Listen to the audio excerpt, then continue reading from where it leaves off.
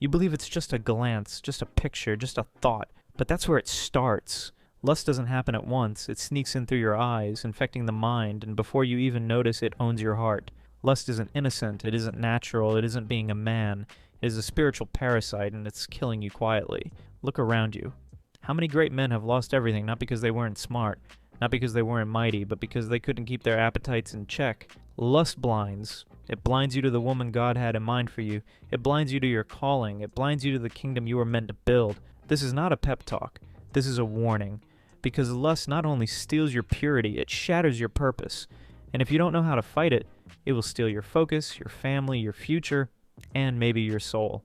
Here in this video, I am demonstrating to you the real price of lust from a biblical point of view, what it does to your mind, what it does to you as a leader, and how to kill it before it kills what is most important. It always starts in the same place, the eye.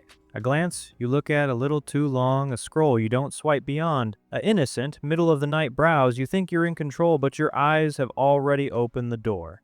And when lust comes through the eye gate, it doesn't stay little. It starts to grow, first in your head, then in your mind's eye, then it has a home in your heart.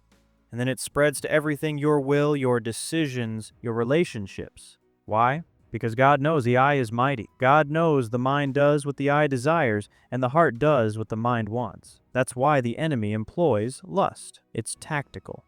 Satan doesn't come after your money first, he comes after your sight, because if he can distract your eyes, he can divide your focus. If he can divide your focus, he can dilute your mission. And before long, you're not building anything, you're chasing shadows. Lust makes a man selfish.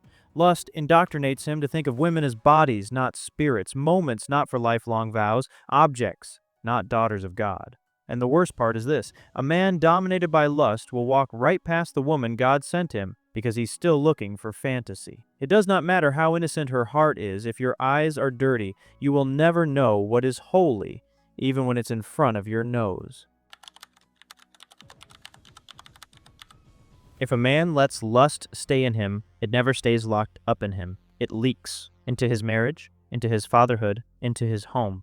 Because lust doesn't just make a man agitated, it makes him dangerous. Not with fists, but with his silence, his absence, his betrayal. You believe your sin to be your own, but a distracted husband teaches his daughter about how men cannot be trusted. A father who can't control his eyes will raise sons who never learn to control their actions. This isn't about what you look at. It's about who you're becoming. And worse, it's about what your lust is destroying in secret while you turn your head. God's plan for a man was never to chase women. It was to guide them, to guard them, to serve them.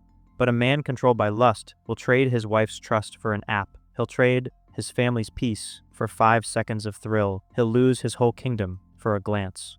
Lust rewrites your values. It leads you to desire the new over the loyal, the mundane over the holy. It offers passion, but gives poison. And even when you get what you desired, you are still empty, for lust is never satisfied. It always says more, even when you already have everything. Simply, I say this: you can't build a God-glorifying home on the basis of hellish habits. You can't build kings and queens if you are bowing to your flesh. And if you continue to feed it, someday you will wake up and see the blessing you asked for is gone because you were unable to guard it.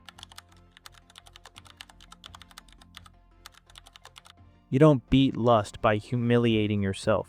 You beat lust by denying it. The snake won't speak if you take its food away. So what about lust? That food is your attention. Every scroll, every hesitation, every time you just look for a second, you're kindling the flames. And that fire, it's already burned too much. You say, it's harmless. But it's not. That scroll feed, it's bait, intended to keep your eyes on it, trap your brain and rot your soul one glance at a time. How do you quit then? You cut it off. You don't flirt with temptation. You don't manage lust. You cut it off at the root. You slap disinterested. You block it. You delete the app. You toss it out. You don't wait until you're strong enough. You move when you're weak. That's strength. But that's not all. Starving lust only works if you feed your spirit. You start listening to sermons, not scrolling. You watch testimonies, not thirst traps. You subject yourself to voices that cut you sharp, not seduce you. You replace dopamine with discipline. You plug your ears with truth. You train your eyes to crave beauty with substance, not bodies for consumption. And most of all, you get moving. Most of you are addicted because you're sitting around. You're not living, you're just consuming. You sit, You scroll, you waste, no wonder you feel weak. But when you lift, when you learn, when you lead, lust doesn't stand a chance. Because the more you build, the less you covet. The more you live, the more you hate what's been draining your life. This is war. And for every moment of silence you give to lust, it's a moment it spends scheming. If you're gonna conquer lust, you don't wait for it to overflow your heart. You cut it off at the gate, and the gate is your eyes. The battle starts where you let in, because what you view, you start to desire, and what you desire, you end up chasing. Not a matter of if, but when. That's why Job said, I made a covenant with my eyes. Not a thought, not a general notion, a covenant. Because he knows what you look at, you start serving. And let's be real today, the enemy no longer needs to hide. The content is extreme, it's niche, and it's endless. You don't even need to seek out lust, it pursues you. Every scroll, every ad, every explore page is curated seduction. But you have a choice. Look away. Not once, daily, automatically. With discipline as ingrained as muscle memory. Every time you look away, you're choosing strength over surrender. Every time you turn your face, you're saying, not today, not in my house, not in my spirit. This is how legacies are built. Not out front, but behind the scenes. You win the fight. In the milliseconds, your eyes get the upper hand.